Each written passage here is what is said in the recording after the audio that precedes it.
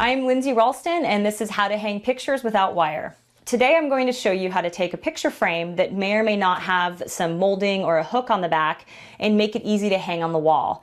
I'll be using my favorite picture hanging hooks, as well as showing you how to add items on the back of your frame to make them hangable.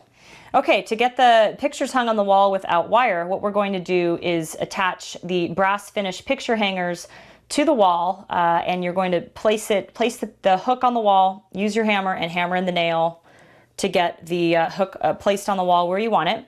And then I'll show you two different picture frames that I'm looking at. One of the picture frames, as you can see, already has a nice wood frame to it with an indent. The second one I'll show you is a picture frame that actually doesn't have a natural place to hang on the back.